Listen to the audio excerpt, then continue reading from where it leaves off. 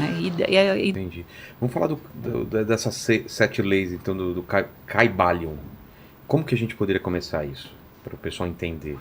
Como você prefere começar? Bom, basicamente as 7 leis, elas começam pelo mentalismo. Tá. Mentalismo é uma lei que se diz que abrange todas as outras, que ela diz que o universo é mental.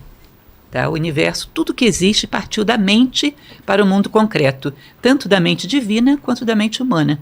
Então, se você imagina, por exemplo, uma mesa como essa, o marceneiro tem que ter primeiro pensado nela, para depois construí-la. As coisas não saem do nada. Primeiro tem que ter sido pensada para depois existir no plano concreto. Diz que o universo manifestado também é todo assim. Ele primeiro existe na mente divina, para depois existir na manifestação. Tá? Então, quando você quer que o teu futuro seja diferente do que é agora, você quer transformar a sua vida, você precisaria pensar primeiro em mudar as suas concepções mentais, os seus pensamentos. Porque germina hoje o que você viverá amanhã. Se eu penso coisas boas, vou ter coisas boas. Se eu penso coisas ruins... Como diz a tradição cristã, né? A semeadura é livre, porém a colheita é obrigatória. Exato. E a semeadura é sempre no plano mental. Esse é o princípio do mentalismo. Vai falar a respeito de como nós lidamos com as nossas ideias, com os nossos pensamentos, com responsabilidade. Segunda?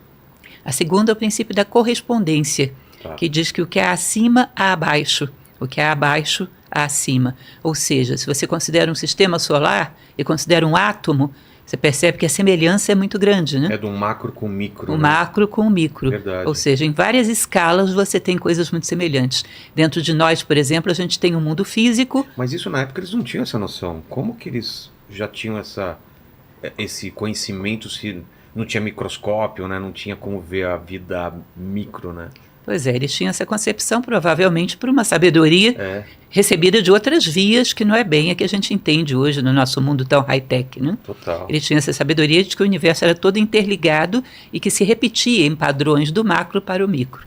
Então, se você pega, por exemplo, a maneira como você trata o seu corpo físico, você pode imaginar o que seria do seu corpo físico se você se alimentasse de qualquer coisa, se você não o higienizasse. Agora, imagina que você faz exatamente isso com o seu plano mental. O alimenta de qualquer coisa e não o purifica nunca, não tira todos os elementos que estão ali poluindo. E imagina como estará esse corpo. É mais ou menos similar o que você faz no sutil, o que você faz no concreto. Entendi. Ou seja, tem muita sabedoria de vida para tirar de cada uma dessas leis. Esse espelhamento de cima embaixo, dentro, fora, pequeno, grande, é isso? Isso, exatamente. Platão falava do micro e do macrocosmo, né? Você vai ver isso na Bíblia. Deus fez o homem, a sua imagem e semelhança. Tá? Então, várias tradições falam sobre isso. Verdade. A cabala hebraica, quando fala do nome de Deus, Yahvé, quando você coloca o nome de Deus na vertical, dá a forma do corpo humano, cabeça, tronco e membros. Tá? Então, várias tradições falam da mesma coisa. O macro e o micro tendo uma semelhança de forma, uma semelhança de organização, de linha evolutiva. Entendi. Mas o que isso a gente traz para a vida, para o dia a dia? Uma das coisas que eu falei para você é exatamente isso. Cuidado com as coisas que a gente mentaliza, porque serão as coisas que viveremos amanhã. Nós estamos construindo o nosso futuro nesse momento. Não, mas essa parte do espelhamento, como que a gente aplica isso? Esse entendimento de que acima, embaixo, dentro e fora, tem alguma... Uma típica frase que fala sobre isso é aquela do homem, conhece-te a ti mesmo e conhecerás o universo e os deuses. Ah, entendi. Essa frase diz que se você tem um grande autoconhecimento, você pode ter uma noção de como se organiza o universo, porque segue a mesma chave organizativa. Exato, faz sentido. A terceira? A terceira é o princípio da polaridade. Que diz que semelhante e dissemelhante são da mesma natureza, diferentes em graus. Se você pega, por exemplo, um termômetro, você vai ter temperaturas. Certo. Tudo é temperatura. Uma é quente, a outra é fria.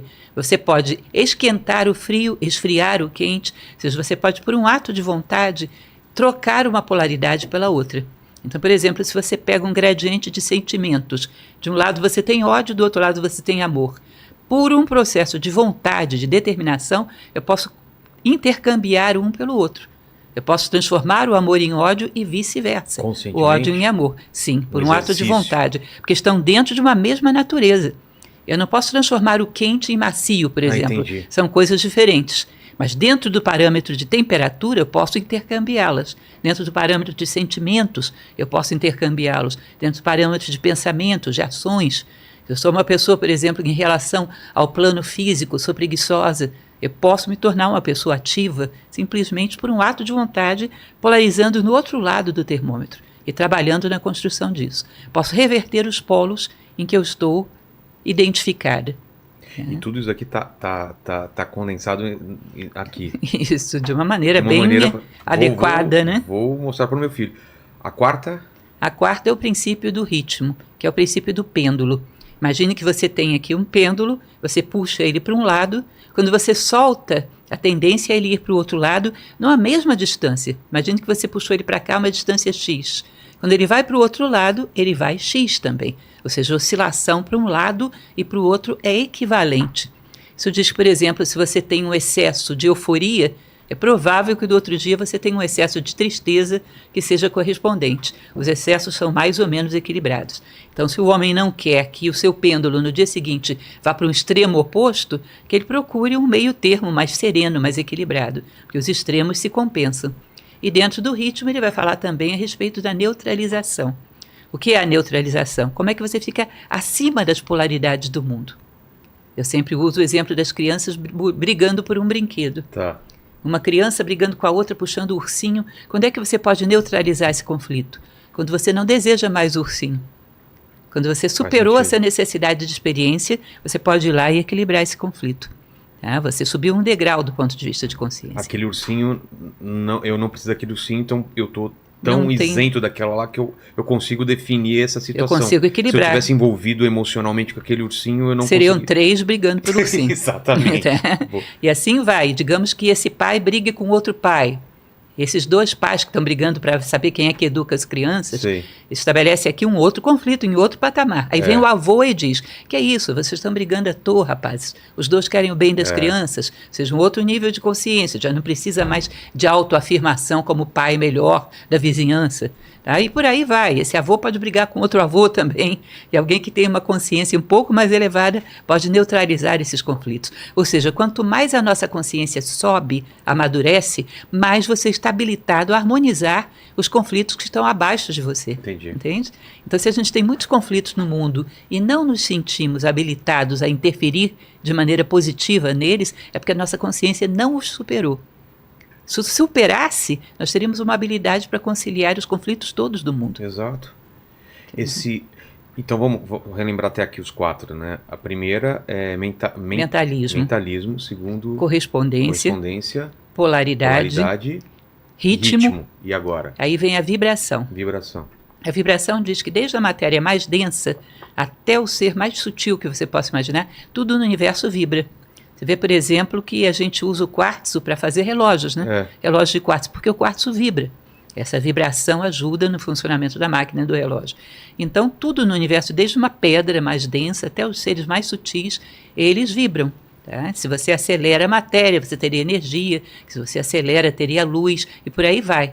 Eles dizem que se você acelera, você chega até o espírito. Se acelera mais, você chega até Deus. É tudo uma questão de de vibração. aceleração de vibrações cada vez mais sutis. Entendi. E aí você, para poder encontrar o seu nome interno, quem é você realmente, você teria que saber diante de que você vibra. Ou seja, diante de que atos, de que palavras, de que situações, algo dentro de você vibra. Você se sente assim, como se a tua consciência estivesse numa espécie de êxtase, estivesse no seu melhor. Aquilo que te faz vibrar é o teu nome interno.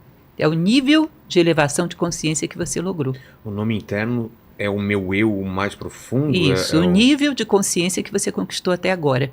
Tá? Por exemplo, o meu nome é o meu nível agora, não o que eu posso ser. Isso, o teu nível agora. Você pode, uma vez que você percebe que você vibra em sintonia com determinadas coisas, você pode sutilizar isso. Aprender a vibrar diante de atos justos, de atos íntegros, de atos de compaixão. Você pode sutilizar a tua vibração para coisas um pouco mais humanísticas. Elevadas. Isso é o processo de crescimento humano, né, que seria desejável. Pode também retroceder. Pode retroceder, embora... Uma coisa mais animal, ou por um trauma, ou por uma situação de sei lá, de depressão, talvez. Isso, embora a consciência ela resista um bocado a É? voltar atrás, né? É mesmo? A consciência Ah, resiste em é, abrir mão daquilo que ela já conquistou. é sempre pra frente. Mas se você insistir muito, pode conseguir. É. Pode conseguir retroceder.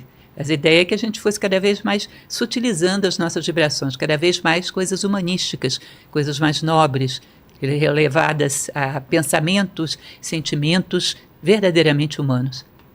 Tá? E isso seria a evolução humana, o crescimento humano. Tá? Então, tudo no universo, segundo o princípio da vibração, está vibrando em diferentes escalas. E à medida que você vai sutilizando essa vibração, vai crescendo, vai Entendi. ocupando o seu lugar dentro do universo.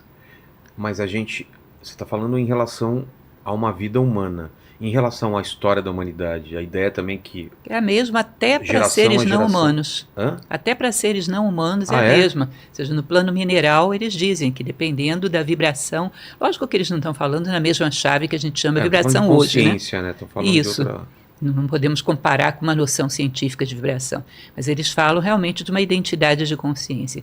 Ou seja, até nos minerais, os minerais tenderiam a ter uma estrutura cada vez mais complexa, tá? E essa complexidade seria ir elevando a sua vibração. Os Entendi. vegetais vão também cada vez mais tendo uma estrutura mais complexa, a gente poderia dizer, sei lá, um angiospermas, Entendi. uma evolução vegetal qualquer. Entendi. Poderíamos pegar os animais, nós poderíamos dizer que os mamíferos têm aí uma estrutura bem mais complexa, e para eles o ser humano conta diferente dos animais, né? Seria uma espécie diferente, que evoluiria quando chega a valores, virtudes, sabedoria. Tá? Então todo o universo estaria acelerando a sua vibração para chegar ao ideal que lhe é próprio, fazer aquilo que a natureza espera de cada um. Essa é a ideia. Mas é um contraponto à entropia, que fala o contrário, né? Que tudo caminha para o caos, que caminha para a ausência de ordem, né?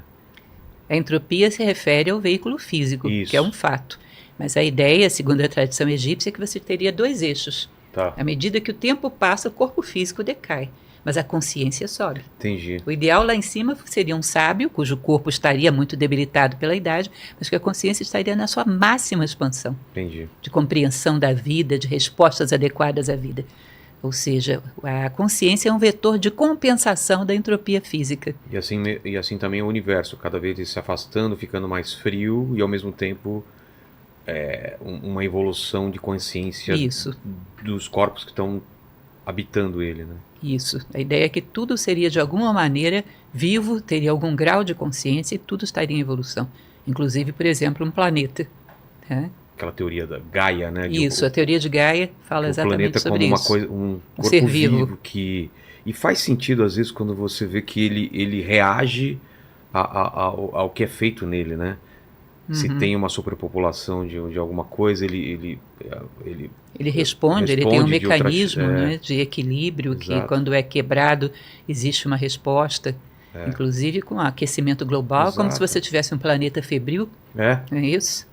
pô, não tinha pensado nisso, mas tem uma superpopulação de alguma coisa, ele começa a reagir, que tá demais e tal. E aí, Quebrou o equilíbrio. exato, e aí pode aparecer doenças e outras coisas para diminuir aquilo que está causando mal ao planeta como um todo.